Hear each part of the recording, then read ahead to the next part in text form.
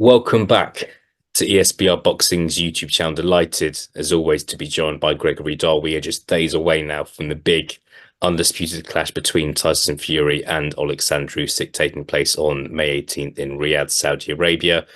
We are in analysis tactics mode, and in this video, we are going to discuss how Tyson Fury wins this fight, basically. There's a lot of people have quite strong predictions about this, Greg. A lot of people going for the Tyson Fury to win. A lot of people are going for Usyk. I feel like the dial has really shifted from Fury to Usyk in the last couple of weeks.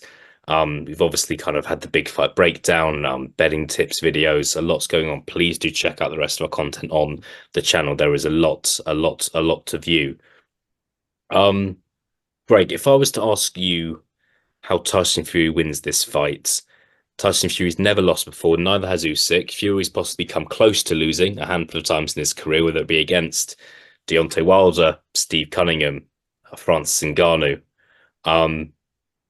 How does Tyson Fury win? What do you think the game plan should be ahead of May the 18th? Yeah, pleasure to be filming with you, Elliot, as always. I think when a really big guy is fighting, I don't want to say Usyk's a small guy, but there is a height difference there. You need to stick to what you know best. Let's strip it away from Oleksandr Usyk, Tyson Fury. If you've got the height advantage on someone, you need to have a good jab. The hardest thing to get under and get close to someone is having a really good jab. So I think Fury, first of all, he needs to be very, very accurate and often with a jab. If he jabs and he keeps Oleksandr Usyk thinking, because the only way Oleksandr Usyk can win this fight is if he gets past the jab and manages to do different things, which we'll go into in another video. But he has to get past a jab first of all. So for me, let's keep it basic, Elliot. He has to have a nice, snappy jab that he throws quite often. I think that's really important. Yeah, for sure. Look, it's quite rare that we speak to someone on this channel who actually knows a little bit about boxing. So it is nice to be speaking to you, and I'm looking forward to kind of unraveling your brain a little bit. I know you fought yourself, you watch a lot of boxing, so it is interesting. If I was to say to you, look, Usyk's going to move around a lot. He's going to do what Usyk does. If you look at what Usyk did against Anthony Joshua twice, how do you think Tyson Fury is going to manage a mover in Oleksandr Usyk? Usyk's just very good at what he does. He's very elusive. I'm kind of tangling myself up here in this question, Greg, but what would your response be to that? I get where you're coming from, Elliot. Actually, I really do. Thanks for your kind words. I think the difference between, I like Anthony Joshua a lot. The difference between him and Tyson Fury is a bit of with the greatest respect, a genetic freak on his feet. He's very quick-footed for a guy of his size. If Oleksandr Usyk is going to go round the ring and trying to make things difficult, hold centre of the ring but cut the ring off. Keep slightly coming forward, but if Usyk moves this way, you go slightly this way with him. If he goes that way, you slightly go that, but keep moving forward, because it's going to get to one point where Usyk's either going to need to hold you or he's going to need to throw. And that's when Fury will decide where his distance is and he can land and throw the jab. So, yeah, it's hold centre ring, cut the ring off as you hold centre ring, see how things go from there. You'll be able to tell if you're landing a jab, can I throw a second shot? So, yeah, I think it's really important that he cuts the ring off and he's got the footwork to do it. Yeah, for sure. I've just got a couple of more things I want to ask you about, Greg. Size.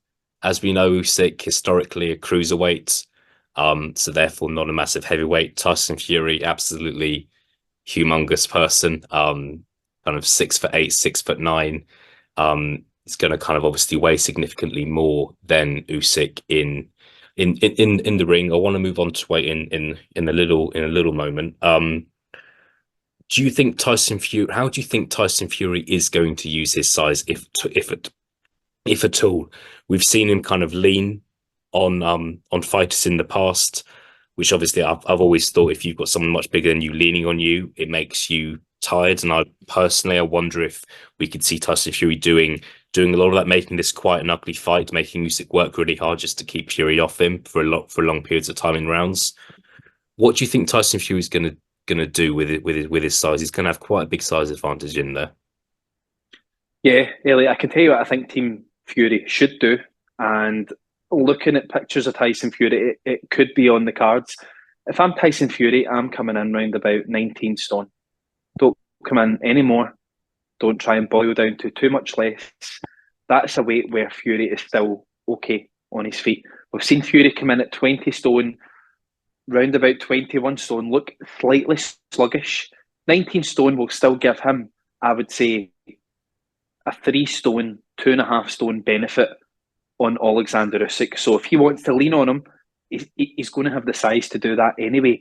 But you need to come in at a weight that's going to allow you to move and be quick on your feet. So if I'm Team Fury, I'm the conditioner in that team. I'm saying, right, let's make you big, let's make you strong, let's make you bigger than Usyk, but a weight that you're going to be comfortable, that you can keep up with the pace. So I think 19 stone will be a good weight for Tyson Fury if he comes into that in this fight. Yeah, I mean, it's going to be really interesting. I mean, I'm sure you saw bits of the press conference that was in Morecambe a couple of weeks ago. Obviously, Yeah, Fury's kind of wearing, he's fully clothed, wearing a suit, but he looks lean, and it's going to be really yeah, interesting to see where he does come in. He came in pretty heavy against Francis Ngannou, 277 yeah. pounds, a very heavy weight even for Tyson Fury, and he will clearly come in significantly lighter than that. But how light? We will wait until the weigh-in on the 17th of May. Been really interesting, Greg. I think one of the many fascinating things about this fight is you've got two guys who have been undefeated for so long. Yeah. So it's weird to and I think it's quite possible if these two guys had never met each other, both of them possibly could have retired undefeated, depending on who they had faced. But unless there's a draw, one of them will lose on May the 18th. I've got one final question for you. Yeah, of course. Yeah, if Tyson Fury does win, how does he? What do you see happening if Tyson Fury was definitely going to win this fight? Um, how does it happen? Look, we've seen him have quite kind of a big KO streak in recent years. Obviously, two of those Wilder fights won by stoppage. Dillian White fight was that fight was stopped by a fantastic uppercut. Do you see him stopping Oleksandr Usyk, or do you think a points win is more likely? You know, up until I seen Daniel Dubois, Usyk, I always thought if Tyson Fury wins this fight, it's at distance on Mm. points. But I do think that we see a scenario where I think Tyson Fury, I think he'll be determined to target the body. And he's going to need to be careful doing that, Elliot, because he's a big guy. He's going to have to come down a bit in height to land shots to the body. I think he needs, if Usyk gets close, he needs to throw an uppercut. But I wouldn't be greedy whether it was to the body or to the head. Just throw the shot. Where Fury could come unstuck is if he throws them from out wide hooks. That gives Usyk time. An uppercut where everything's quite compact, they're quick movements. To answer your question, I do think that we're looking at going all the way. I think we're looking at going to points, but that will determine how Oleksandr Usyk he can handle the size and maybe the speed of Tyson Fury. So I'm favouring points, Elliot, but you know, when Tyson Fury fights, is there anything that surprises us? I would say no. No, look, no, you're right. Look, we've seen Fury get dropped so many times in his career now when we've not expected him to get dropped. We've seen him deliver kind of fantastic highlight reel knockouts, and we've seen him win on points a fair few times as well. So we will see. Greg, look, it's been fascinating. I think we're nearly there now, just a few days away. And we will see what happens on May the 18th.